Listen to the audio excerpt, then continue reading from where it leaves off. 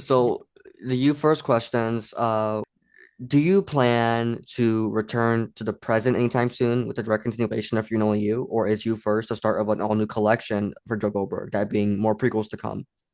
We'll see. I play and play all the time. This is like the part of the process I love I love different processes, but this one in particular of that in between Joe worlds of like, oh no, I got various things and various like notepad apps. I'm in the notepad app on my phone and we'll see. Is there more story left to be told about Joel's guidance counselor? In the show, there seemed to be something kindling between Joe and Nurse Fiona, but it was left very open-ended and never revisited. And you first, her name never stops coming up, as though Joe still has something unresolved about her, which is a huge contrast from her single mention in book three.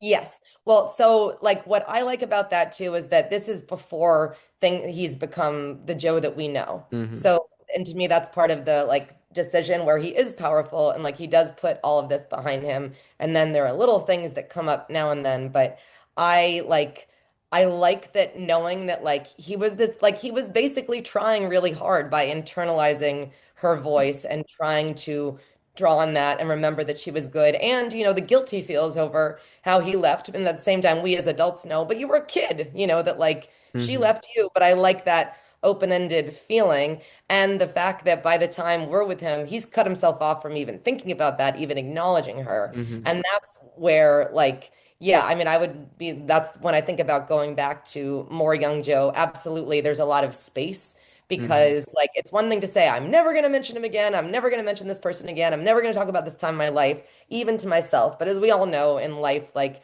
you have your little, like, slip ups here and there. Hmm. And then for me, part of his, like, sort of going to the dark side that by the time you starts, he's clearly mastered that. And on the one hand, achieved his goal, of like not mentioning anything of this. But there's years in there where it was probably a battle. When there was a time where I think you agreed to an interview back in like 2024 or so. And there was a time where I didn't know book five was going to be a prequel. So my book five questions were way different. Oh Uh, yeah. this question was slightly different. It was will we learn about Joel's guidance counselor, and then I got the ARC, and then I learned about Joel's guidance counselor. So I just had to reword the question a little bit. That was the one thing I wanted to know the most about Joe Goldberg, like the biggest unanswered question. And then you answered it and you first, and I was so happy I got some insight on it.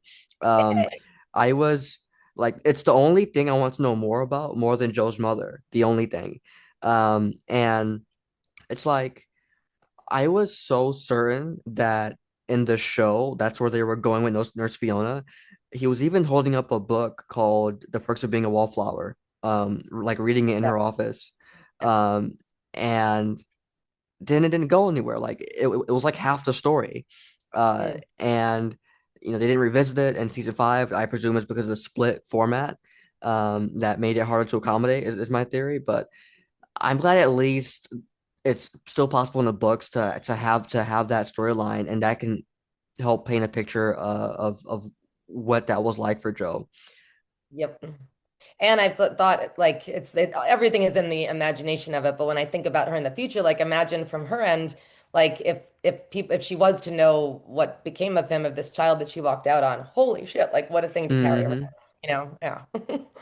Yeah, and in my season five fan write, I ended up having I'm gonna be curious at some point in the future if there's crossover there between any like future references to the guidance counselor. Is it Frescator? Is that how you say the name?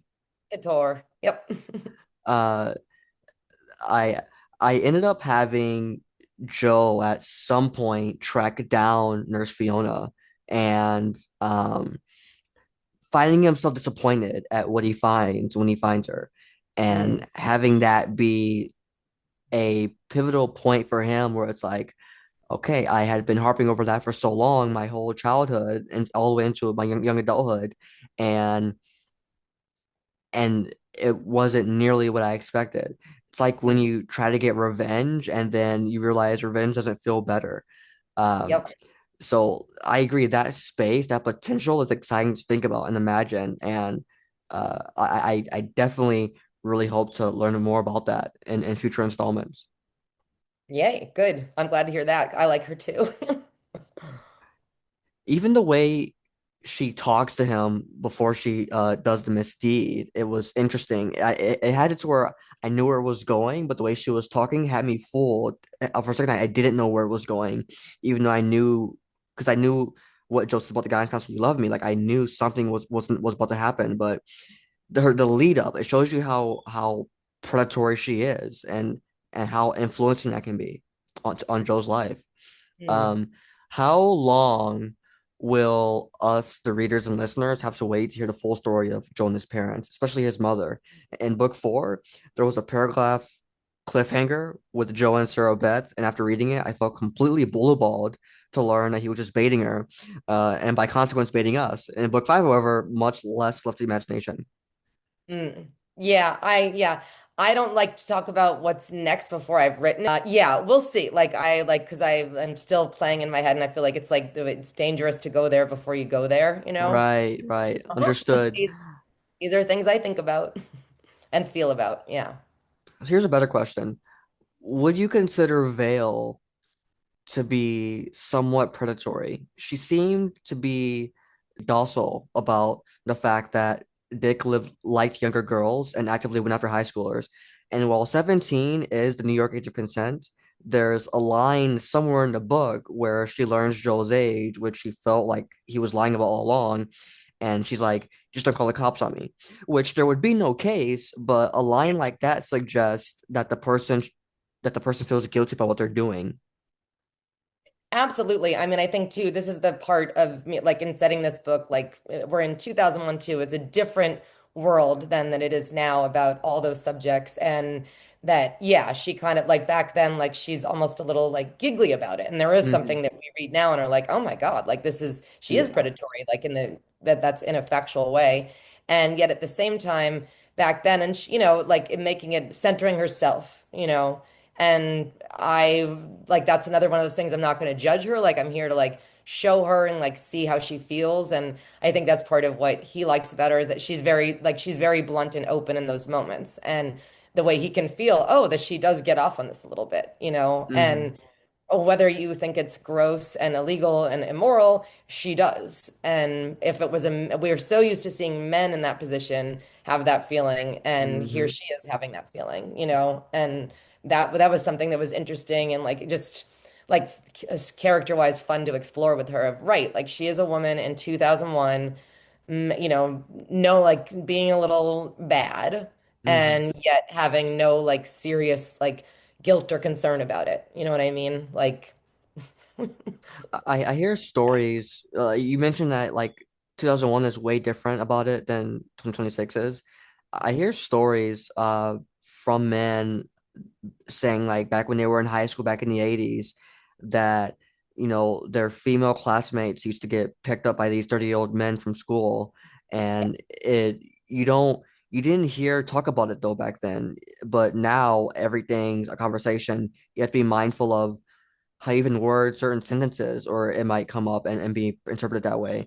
And yes, yeah, I think that it was a good subtext to have for the timeline of the book, like the time that it takes place in, and to yep, revisit how it was perceived then and how it's being perceived now. Like it's definitely a good element to it that made things more interesting.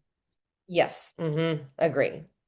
And that like yeah, like she's insecure, like she's at it. To me, 24 has always been a hard, like every age is a hard time, but the particular stress of being a 24-year-old looking at your first kind of milestone and trying to figure out who you are, what you want to be, and changing her mind about that all the time. I liked that here's this one thing that she holds on to that is giving her a little ego boost, and a Hmm. little making her walk through the world a little easier. And again, like not being here to judge it, but just like that's her story, that's where she is, that's where what this character is feeling good and just struggling to feel good about herself. And so I have like empathy for that. What are the chances that Joel's next you after Vale happens to be the person performing on stage at the concert he goes to at the end, who could also be Candace, someone that's been depicted as a band member, or what the woman, or what about the woman he wrote a misconnection of at the beginning of You First before he got Vale's, assuming we'll revisit Joel's past sooner or later. Do you already know who's next? No, I don't know who's next because right now, yeah, I'm in the fun dreaming of it stage of like following like my imagination down one path and then down another. And I think that's so much of writing. Like one of those paths will be like, oh, okay, I like it on this one, and I really don't know where it's going, so I'll stay on this one, but not just yet. Yeah. Right. He seemed pretty focused on the person performing. So it gave hmm me the impression that it was Candace, but I don't remember if Candace was depicted the way the show has it, to where she's a band member. Yeah, she is. I mean, I thought about it like I thought about it as being Candace, but what I also like about Joe is that this is sort of like I wanted like this is the first time that he's on the rebound and that this is Hmm. what he does without even knowing it is put it all on the next one before he Hmm. even knows her name to the extent that like it's you could feel like it's Candace, you can think it's another girl that then sets the stage for why he would have Hmm. gone for another candidate, you know what I mean, for Hmm. another girl like yeah, and it's that sort of the Right. opposite of what he just had. Yeah, the ultimate kind of the first rebound of his life. Yeah.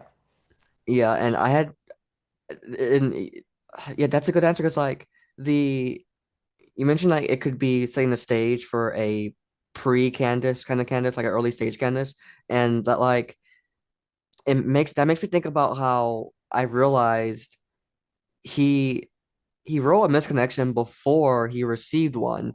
And it's like, there's also that. It's like, things play out, things still have room to play out in a less predictable way, depending on what direction it takes.